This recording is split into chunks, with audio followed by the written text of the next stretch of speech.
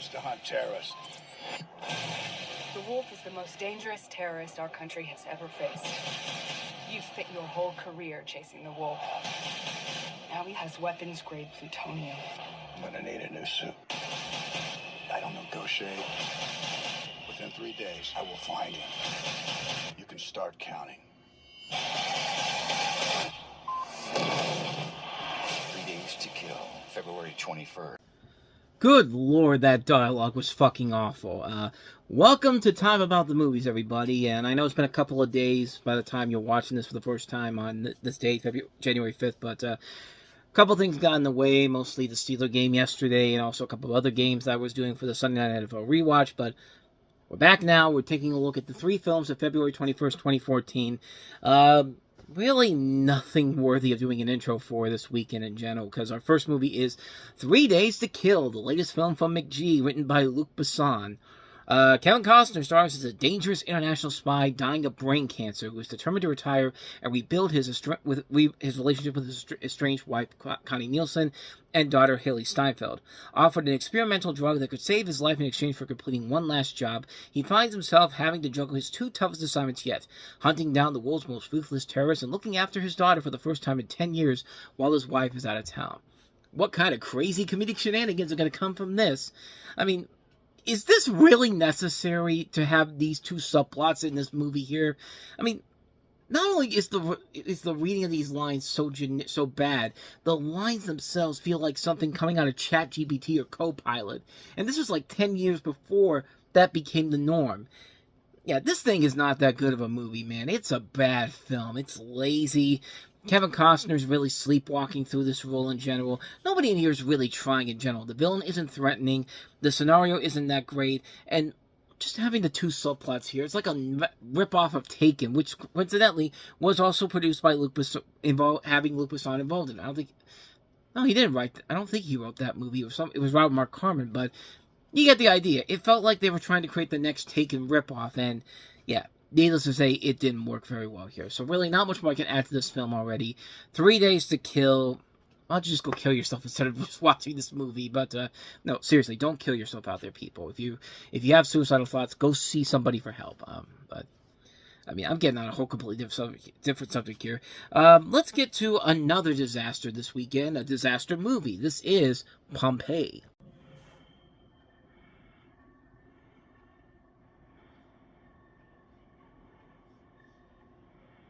Pompeii! Let the games begin! Slaves that live earn their freedom. Only death is freedom for a gladiator. Can you feel that? Shields up! We have to get to the harbor. Whatever is happening here, perhaps the gods spare us for a reason. Pompeii, rated PG-13. Thank you for putting the facts about what happened in Pompeii in the beginning, because we already know that what you're about to sell us is complete and utter bullshit. And I said yesterday that this was Roland Emmerich directing this. It was not, even though it looks like a Roland Emmerich ripoff. You know, how we looked at Taken as 3 Days to Kill as a 3 Days to Kill as a Taken ripoff. This feels like a ripoff of a Roland Emmerich movie. But no, this is our good friend Paul W.S. Anderson. And surprisingly enough, his wife is not involved in this movie. I guess he finally got the hint. But, still doesn't make this a good movie, though. It's a fictional tale inspired by the eruption of Mount Vesuvius in 79 AD to destroy Pompeii, a city of the Roman Empire. You've got Kit Harington, Carrie-Anne Moss, Emily Browning, Jessica Lucas, Jared Harris, Kiefer Sutherland. Yeah, it's pretty much a generic Roland Emmerich ripoff movie, and it's not even a good one, honestly. It's your typical Paul W.S. Anderson film where he's not going to give two shits about what he's actually doing on screen, and just knows he's getting a good paycheck from whoever's funding this movie in general. Because I think this is a Constantin Film, which I think is a German company, if I'm not mistaken, that's putting this together. Am I right?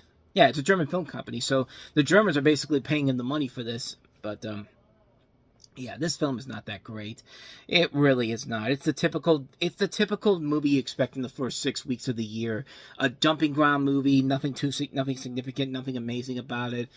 Yeah, it just doesn't work overall. It's not intriguing, it's not exciting, it's not very enjoyable. It's not fun at all, but why bother to go see the two lazy live-action films when you can actually go see something of noteworthiness with our last film, Hayao Miyazaki's latest film, The Wind Rises. And the story goes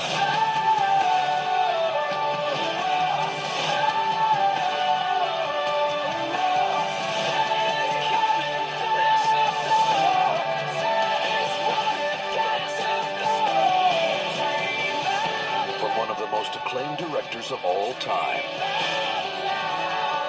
Hayao Miyazaki's The Wind Rises, February 21st, rated PG-13. Now, wouldn't you rather go see a movie like that than having to waste your money on two pieces of garbage like Pompeii and 3 Days to Kill? I certainly think you should. This was the film that was originally intended to be the last film directed by Hayao Miyazaki, but of course 10 years later he'd come back to direct The Boy and the Heron, which later ended up winning the Academy Award for Best Animated Feature, so it worked out well for him.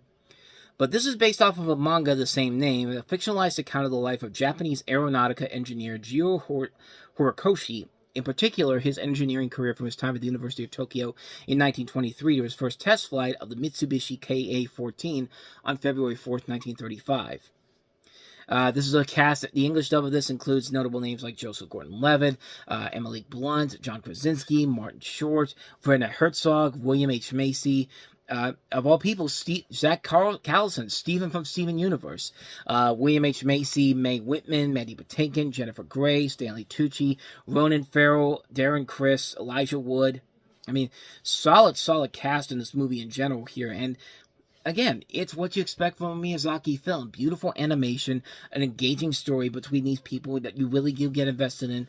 Visuals are just absolutely gorgeous to look at, and really, you can never top a good 2D animated Hayao Miyazaki movie, and he delivers very well here. The film is gorgeous to look at. It's a very well done film. Maybe not one of his better movies in general, but this is definitely a film that's worth checking out, and easily the best of the 3 films we've covered on the show, no question about that.